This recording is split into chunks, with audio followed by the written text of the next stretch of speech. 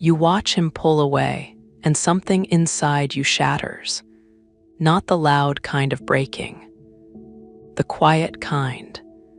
The kind that happens in your chest at 3 in the morning when you can't sleep because his energy is screaming through your dreams, even though he hasn't spoken to you in weeks. You tell yourself you're imagining it.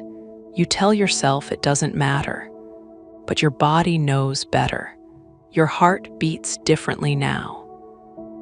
There's this ache that lives beneath your ribs, and it pulses every time you feel him thinking of you, which is always, even when he's pretending he's not.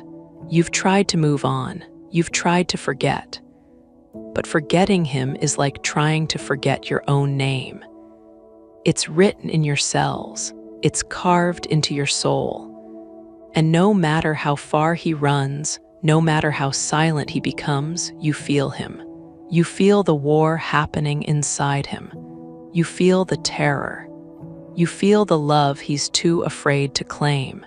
And it's tearing you apart because you can't reach him. You can't save him. You can only stand here, heart wide open, watching him face the one battle that will determine if union is even possible. This is his final test, and it's breaking both of you. If you felt this exact ache, this specific kind of waiting that feels like dying and being reborn at the same time, I need you to know something. You're not imagining this. What you're feeling is real, and it's sacred, and it's part of the initiation. Drop a comment below and tell me where you are in this journey right now, or simply type, "I trust the divine timing of my union," to anchor this truth into your reality.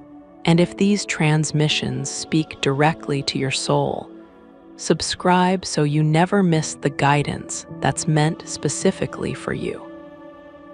Because what I'm about to share will change how you see his silence forever. Let's talk about what's really happening when the divine masculine goes silent. Because it's not what you think. And understanding this will shift everything. There comes a stage in the twin flame journey where the divine masculine faces something that terrifies him more than anything else in this lifetime. It's not you, it's not the connection. It's not even love itself. It's the death of who he thought he was. And that death, that complete dismantling of his identity, is the final test he must pass before divine union can manifest in the physical realm. Without this test, union would be built on illusion. With this test, union becomes unshakable. You've been feeling it, haven't you? The shift, the distance. The way he pulled back right when things were getting real. Right when the connection moved from soul recognition to actual choice. Right when love stopped being a beautiful concept and became a demand for complete transformation.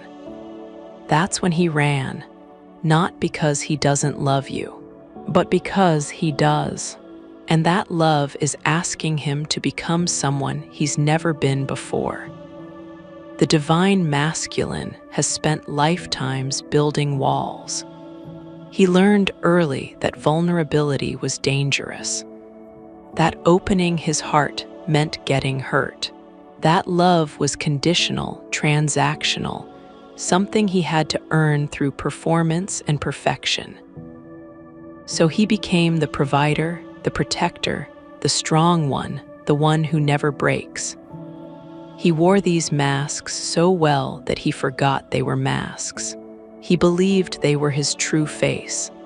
And then you came along, and with one look, one touch, one moment of soul recognition, every mask began to crack. That's what terrifies him, not you. The fact that with you, he cannot hide. You see through every defense, every wall, every carefully constructed identity. You see his wounds, his shame, his fear, his desperate need to be loved exactly as he is, not for what he provides or achieves. And being seen that completely, that nakedly, feels like standing in front of a firing squad. Because if you see all of him and then reject him, it will confirm his deepest fear, that he is fundamentally unworthy of love. This is why he runs. This is why he goes silent. This is why he pulls away right when you think you're finally coming together. Because the closer union gets, the louder his wounds scream. The more real the connection becomes, the more his ego fights for survival. And the ego knows that union means its death. So it throws everything it has at him: doubt, fear, confusion, numbness, anger. Anything to make him believe that running is safer than surrendering. But here's what's happening beneath the surface. In the places he can't articulate, and maybe doesn't even consciously understand, his soul is preparing for the most important initiation of his existence. The test that will determine whether he can step into divine union or remain trapped in the patterns that have kept him alone. And this test cannot be passed through thinking or strategizing or controlling. It can only be passed through feeling, through surrender, through the complete collapse of everything he thought kept him safe. The final test asks him one question: will you choose love even when it terrifies you? Will you risk being seen, being vulnerable, being fully present, without any guarantee that it won't destroy you? Will you trust this bond more than you trust your fear? And until he can answer yes, not with his words, but with his entire being, union remains energetically impossible. Because union requires two whole, sovereign souls meeting in complete authenticity. And he's not there yet. He's still fighting, still resisting, still clinging to the illusion that he can control his way through this. Have you noticed how the silence feels different this time? How it's not just absence but presence. How you can feel him even when he's not speaking. How his energy floods your dreams, your meditations, your quiet moments. That's because he's not actually gone. He's in the fire. He's in the deepest, most intense transformation of his soul's journey. And even though he's not reaching out, even though he seems distant or cold or indifferent, the truth is that you are all he thinks about. You are the mirror he cannot escape. You are the catalyst forcing him to face everything he's spent lifetimes avoiding. The divine masculine's final test is brutal because it strips him of every coping mechanism. The karmic relationships that once distracted him suddenly feel empty. The work that once validated him suddenly feels meaningless. The addictions, the numbing, the constant doing, none of it works anymore. Nothing fills the void except the truth. And the truth is that he loves you, that this connection is real, that his soul chose yours before either of you took human form. And accepting that truth means accepting that he cannot control the outcome. That love requires complete surrender. That union demands he show up as his authentic self, wounds and all, without knowing if that will be enough. This is the initiation, the ego death, the dark night of the soul. And it's happening to him right now, in the silence, in the distance, in the space that feels like abandonment, but is actually transformation. He's being cornered by the universe. Every exit is closing. Every distraction is failing. Every defense is crumbling. And soon, very soon, he will have no choice but to face the one truth he's been running from. That love is worth the risk, that you are worth the risk, that he is worth the risk. But before we go deeper into what this test looks like and how it transforms him, you need to understand something crucial about your role in this process. Because you're not a passive observer, you're not just waiting on the sidelines hoping he figures it out. You are the catalyst. You are the frequency. You are the one holding the energetic space that makes his transformation possible. And how you show up during his test determines whether union can anchor or whether the cycle continues. Let me be very clear about something. You cannot save him. You cannot do this work for him. You cannot love him into awakening or convince him into surrender. This is his battle, his initiation, his test. And if you try to rescue him, if you chase him, if you collapse into desperation and need, you actually delay his process. Because part of his test is learning that love doesn't require him to save or be saved. That true union is two sovereign beings choosing each other from wholeness, not two wounded people clinging to each other from lack. So what is your role? Your role is to become so anchored in your own truth, so rooted in your own sovereignty, that your energy becomes the lighthouse guiding him through the storm. Not by doing anything, not by reaching out or convincing or proving, but by being, by embodying the frequency of divine love. By choosing yourself so completely that the energy field shifts and he feels it on a soul level, even if he can't articulate it. This is the sacred paradox of the twin flame journey. The more you chase him, the more he runs. The more you need him, the more he resists. But the moment you choose yourself, the moment you step into your own power and stop making him the source of your wholeness, everything shifts. Because suddenly, you're no longer feeding the old karmic pattern. You're no longer playing the role of the one who waits and hopes and needs. You're standing as the divine feminine in her full power. And that frequency is what calls the divine masculine home. But let's be honest about how hard this is. Because choosing yourself when every cell in your body is screaming for him feels impossible. Staying sovereign when you can feel his pain and want desperately to ease it feels cruel.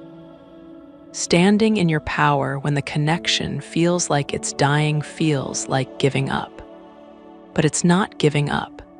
It's the most powerful thing you can do. Because when you choose yourself, when you stop abandoning your own needs and truth to chase someone who's running, you break the cycle. You show the universe that you're ready for union, and you give him the space he needs to face himself without the pressure of your need collapsing on top of his fear. This doesn't mean you stop loving him. It doesn't mean you close your heart or pretend the connection doesn't exist. It means you love him enough to let him have his process. You love yourself enough to stop sacrificing your peace for his comfort.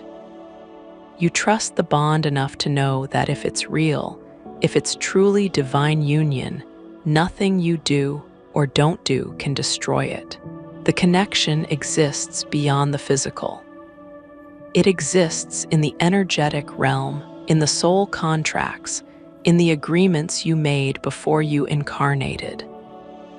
And that connection is working on both of you every moment, whether you're in contact or not. So while he's in his test, you have your own work to do. And your work is not about him. It's about you. It's about healing the wounds that made you believe your worth was tied to his validation. It's about releasing the pattern that says you have to chase love or prove you're worthy of it. It's about remembering that you are the temple, not just the doorway. That you hold the divine feminine frequency, and that frequency is complete with or without him. When you embody that truth, when you live it in every cell of your being, you become magnetic. Not in a manipulative way, not in a way that's trying to get him to come back, but in a way that simply is. And that frequency of wholeness is what shifts the entire dynamic. Now let's go deeper into what his test actually looks like, because understanding this will help you hold space without collapsing into fear. It will help you see that his silence is not rejection. His distance is not indifference. His resistance is not proof that the connection isn't real. It's proof that it is. Because if this were just another relationship, he could walk away and forget you. But he can't. And that's what's tearing him apart. The divine masculine's final test shows up in stages. And each stage strips away another layer of his false identity until all that's left is the truth of who he really is. The first stage is denial. He tells himself the connection isn't that deep, that he's felt this before with other people, that it's just chemistry or attraction or timing. He tries to minimize what he feels because acknowledging the depth of it would mean acknowledging that his entire life is about to change. And change terrifies him, so he denies. He pulls back. He creates distance. He convinces himself he's fine, that he doesn't need this, that he's better off alone or with someone easier, someone who doesn't challenge him to grow. But denial only works for so long, because the universe doesn't let him hide. Synchronicities start appearing everywhere. Your name, your birthday, songs that remind him of you. Dreams where you're so present he wakes up feeling like you were actually there.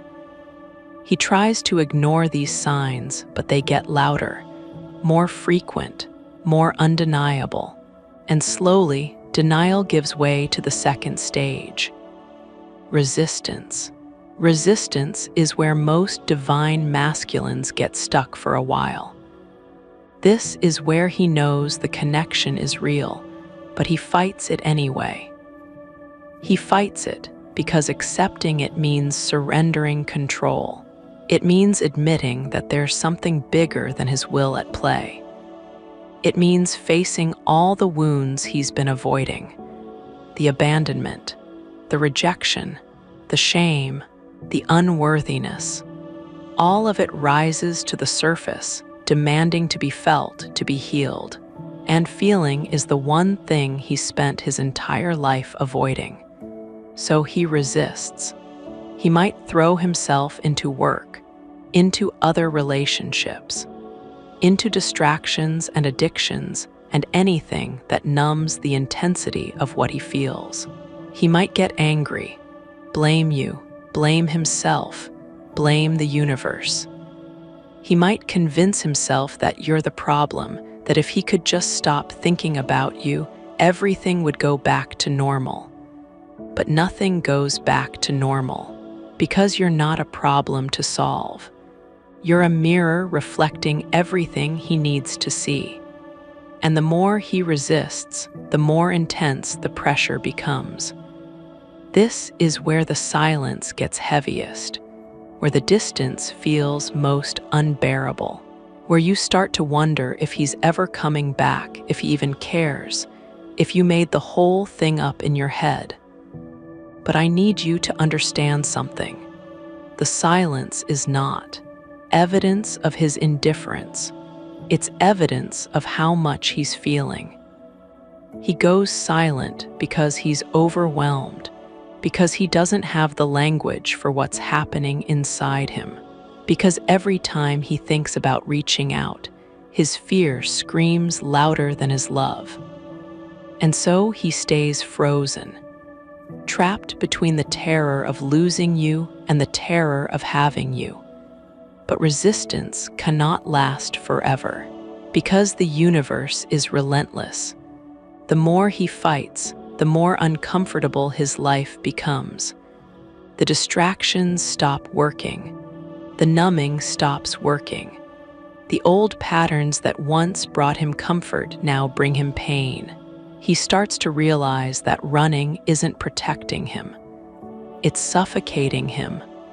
That the very thing he's most afraid of, surrendering to love, is the only thing that will set him free. And this realization brings him to the third stage, collapse. Collapse is the most terrifying and most necessary stage of his test. This is where his ego finally breaks, where the walls come down, where he can no longer pretend or perform or hide. He might have a breakdown, a health crisis, a sudden loss, something that forces him to stop running and start feeling. And in that feeling, in that complete surrender to the pain he's been avoiding, something shifts. The false self dies, and beneath it, the true self begins to emerge. This is the dark night of the soul. The moment where he faces himself without any armor, where he looks at his wounds, his patterns, his fears, and realizes that they've been running his life, that he's never actually made a choice from love, that everything he's done has been driven by fear of not being enough.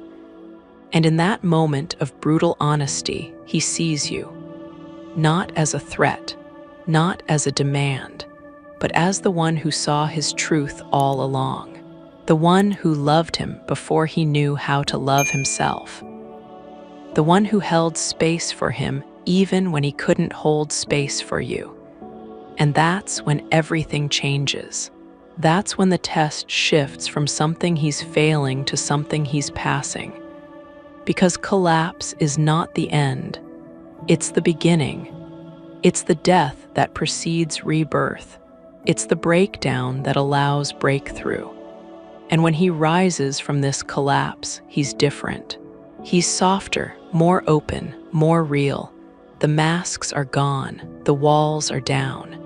And for the first time, he's ready to meet you as an equal, as a partner, as the divine masculine stepping into union with the divine feminine. But here's what you need to understand. You cannot force this collapse. You cannot create it or speed it up or make it happen on your timeline. This is between him and his soul, between him and the universe, between him and the divine plan that was set in motion long before either of you took human form. Your job is not to rescue him from the collapse. Your job is to trust that the collapse is exactly what needs to happen, that it's not destroying him, it's revealing him, and that on the other side of it, union becomes possible in a way it never was before. So what do you do while he's in the fire, while he's collapsing and resisting, and going silent and seemingly moving further away from you with every passing day? You hold your frequency. You stay anchored in your truth. You continue to choose yourself, to love yourself, to build the life you came here to live. You trust that the bond is real even when you can't see evidence of it. You know that divine timing is at work even when it feels like nothing is happening. And you remember that you are not waiting for him to complete you. You are already whole, already divine, already everything you need to be. This is the power of the divine feminine, not in chasing or convincing or proving, but in being, in holding the frequency of love so steady, so unwavering that it becomes a beacon. And when he's ready, when he's passed his test, when he's finally surrendered to the truth of who he is and what this connection means, he will feel that beacon. He will follow it home, not because you made him, not because you manipulated or controlled or forced, but because his soul recognizes yours, because the connection is real, because union was always the destination, and the test was just the path that prepared both of you to receive it. Let's talk about the signs that his test is nearing completion. Because you need to know what to look for. You need to understand that the breakthrough doesn't always look like what you expect. It's not always a grand gesture or a sudden declaration of love. Sometimes it's quiet, subtle, a shift in energy that you feel before you see. But the signs are there if you know how to read them. The first sign is the breaking of his internal resistance. You might not see this externally at first, but you'll feel it. His energy will change. The heaviness will start to lift. The wall between you will begin to thin. You might notice that you're thinking of him less obsessively, not because you care less, but because the energetic battle is easing. He's stopped fighting the connection on a soul level, even if he hasn't fully surrendered physically yet. This shift creates space, and in that space, something new can emerge. The second sign is the collapse of his distractions. The karmic relationships end. The job that consumed him loses its grip. The addictions or habits that numbed him suddenly feel empty. He starts to realize that nothing outside of himself can fill the void, that the only thing that brings him peace is truth, and you are his truth. This realization might terrify him, but it also draws him closer, because he's finally admitting what his soul has known all along. The third sign is vulnerability. This is huge. When the divine masculine starts to show vulnerability, even in small ways, it means the ego is losing its grip. He might reach out with a simple message. He might admit he's been thinking about you. He might share something real, something that isn't filtered through his defenses. These moments of vulnerability are sacred. They're proof that he's crossing the threshold from resistance to surrender. And each act of vulnerability makes the next one easier. The dam is breaking, and soon the flood of truth will follow. The fourth sign is his own inner work.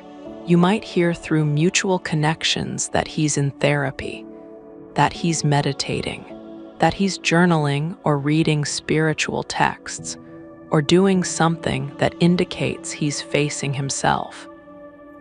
This is monumental because it means he's taking responsibility for his healing.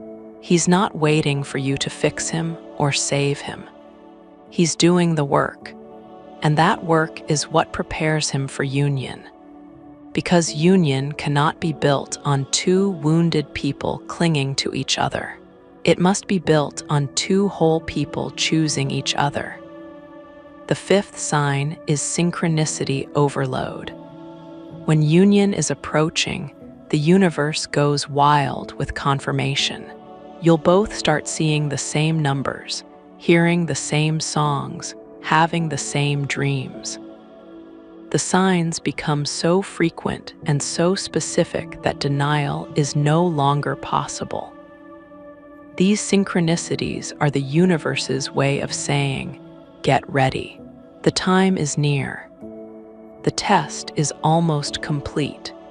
And when you see them, when you feel that unmistakable sense of divine orchestration, you know that everything is aligning exactly as it should. But even with all these signs, you must remember something crucial. Union is not about him finally being ready. It's about both of you being ready. It's about both of you having passed your tests, healed your wounds, and stepped into your sovereignty. So while you're watching for signs of his transformation, you must also be honest about your own. Have you truly chosen yourself?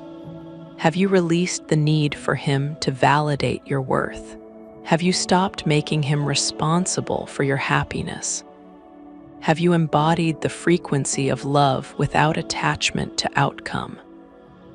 Because if you're still in lack, still in need, still waiting for him to complete you, then you're not ready either. And the universe will continue to mirror that back to you through his distance. This is why the twin flame journey is so intense. It's not just about finding your person. It's about becoming your person. It's about healing the wounds that kept you from love. It's about stepping into the fullest expression of who you came here to be. And when both twins do this work, when both pass their tests and step into their power, union is not just possible, it's inevitable. So let's talk about what happens when he finally passes the test. When the resistance breaks, when the ego collapses, when he surrenders to the truth of the connection and steps toward you with an open heart. Because this moment, this sacred threshold, is what the entire journey has been building toward, and understanding it will help you recognize it when it arrives. When the divine masculine passes his final test, the first thing that changes is his energy. The fear that once radiated from him dissolves. The walls that kept you out come down, and in their place there's openness, softness, presence. You feel it before you see it. You feel him reaching for you energetically, even if he hasn't physically reached out yet. The connection, which felt blocked or one-sided, suddenly flows both ways. And that flow brings a sense of peace you haven't felt in months, maybe years. When he finally reaches out, it won't be with excuses or explanations that keep you at arm's length. It will be with truth, raw, vulnerable, unfiltered truth.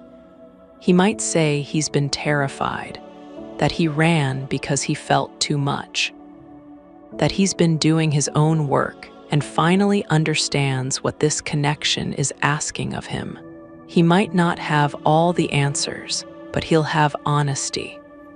And that honesty is the bridge that makes reunion possible. Because union cannot be built on performance or pretending. It must be built on truth. But here's what's important to understand. His return, his surrender, his willingness to finally choose the connection, these are not the finish line. They're the starting line. Because divine union is not a destination where everything becomes easy. It's a sacred partnership where two sovereign souls commit to growing together, to mirroring each other's wounds and gifts, to choosing love even when it's hard. The test prepared him for this commitment, but the commitment itself is the real work. And both of you will be asked to show up for it every single day with consciousness and courage. When union begins to anchor in the physical, it will feel different than you imagined. It won't be perfect. There will still be triggers, still be moments where old wounds surface, still be times when fear tries to pull one or both of you back into old patterns. But the difference is that now you're both aware. Now you're both committed. Now you're both willing to do the work instead of running from it. And that willingness, that shared commitment to truth and growth, is what makes the union divine. You'll notice that the dynamic between you shifts. The push-pull energy that defined the separation phase dissolves. The chasing and running stops. In its place, there's a sense of coming home, of finally being able to rest in each other's presence without fear or defense. You'll be able to communicate openly, to share your wounds without shame, to hold space for each other's healing. And in that space, love deepens in ways you never thought possible. The physical union will also carry a different frequency. It won't just be about desire or attraction, though those will be present. It will be about soul recognition, about two halves of the same consciousness meeting in form, about the merging of divine masculine and divine feminine energies in a way that creates something entirely new. And that merging will activate both of you on levels you can't fully comprehend with the mind. It will awaken gifts, accelerate healing, amplify your missions, because twin flame union is not just for you, it's for the collective. It's a frequency anchor that helps shift the consciousness of the planet. But all of this, the reunion, the partnership, the mission, it all hinges on both of you passing your tests, on both of you choosing love over fear, on both of you surrendering to the truth of who you are and what you came here to do. And if you're reading this, if these words are resonating in your soul, it means you're in the process. It means the test is happening.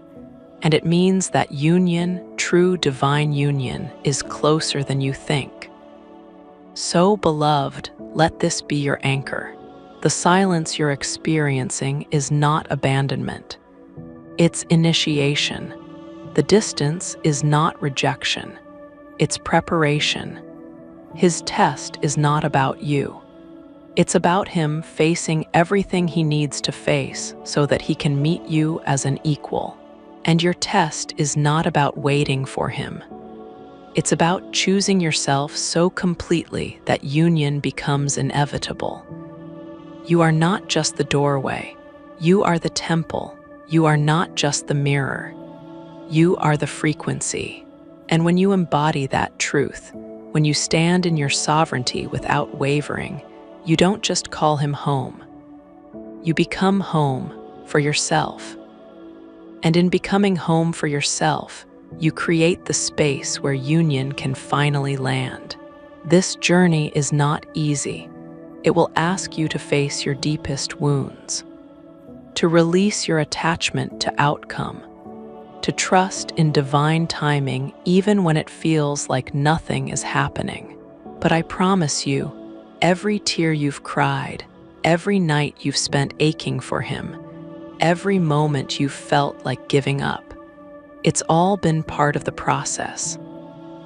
It's all been shaping you into the woman who can hold the frequency of divine union. And when the time is right, when both of you have passed your tests, you will look back and see that nothing was wasted. That every moment of pain was actually a moment of preparation. That the test was never meant to destroy you. It was always meant to reveal you. And when he finally stands before you, heart open, walls down, ready to choose love over fear, you will understand why the wait was necessary. Why the silence had to happen. Why the distance was sacred. Because the man who returns to you will not be the man who ran. He will be transformed, awakened, ready, and you will not be the woman who chased. You will be sovereign, whole, powerful. And together, you will step into a union that was written in the stars long before either of you took your first breath. So tell me, beautiful soul, have you felt this shift happening beneath the surface? Have you noticed the signs that his test is nearing completion? Or are you still in the thick of it, holding space in the silence, trusting what you cannot see? Share your experience in the comments below. Your story might be the confirmation another soul needs to keep going. Because we're all in this together, walking each other home.